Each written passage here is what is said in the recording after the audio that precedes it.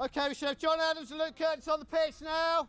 Okay, you've got 1.5 minutes. Well, 1 minute then, Richard. Thank you. We started this many years ago when one of our former members, Richard Gray, died in the London bombings, and we've run it every year since, and we've raised money for various charities over the years. We had Hannah Reynolds, a former club member, die 2 or 3 years ago, sadly, and then this last season we had Avril Adams. She sadly died of cancer after a short battle, and putting this on in her memory today was really important for us. But we're raising money for the hospice today, but we've raised money for various other charities over the years, so it's really important to bring everyone together. It's really important. Where you started has a massive impact because that's basically where you fall in love with the game. I played at school and that's where I learned, and I was very, very lucky, at school where hockey was a key part of kind of the curriculum, if you like, but equally that I had a teacher there who played club hockey, was a member of IES, and was very keen to introduce myself and others to the club. And actually it was almost like a day like this where I properly got involved. I'd done some junior stuff through that, but kind of some after work summer league mixed hockey.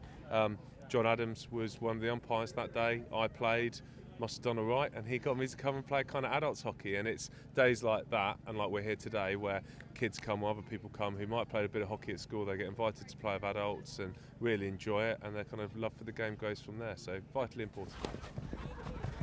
And we've also got parents playing today that have never picked up a stick before. They've come along, brought their child along, and they thought, well, make the numbers up, we'll come and help. And that's really nice to see. I think you'd always love to see more people, especially when you compare hockey in this country to the likes of Holland, where they're not just getting out kind of 10 to 15 adults teams, but they're getting out kind of 3 to 4 junior teams each age group.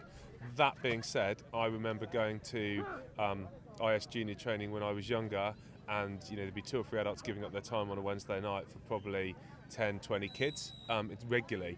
The numbers now that I think they're experiencing on Sunday, and the number of members who are giving up their time because the kids are running into the hundreds who are coming along, shows how much it's grown. And I think success on the international stage has been a massive part of that. What the women achieved last summer got kids watching hockey and thinking, wow, this is incredible, because I think a lot of kids don't realise what you can achieve with the game.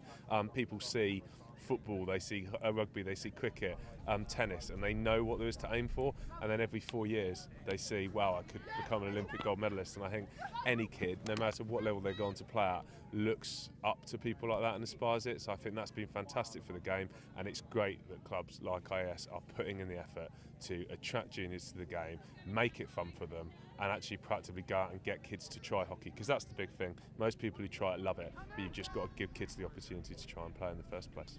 Well, I think it is because it's fast and furious, but I think it's because it's something slightly different to rugby and football. I think it's just the fact that you've got a stick, that you're running around. There's an element of danger, I suppose, as well. People do, it's known for being dangerous, although actually it probably really isn't if it's played properly. But you pick up a stick when you're at school, quick sticks is a big thing they're doing at the moment, and you either love it or you hate it. And if you love it, I think you just continue to be involved for a long, long time.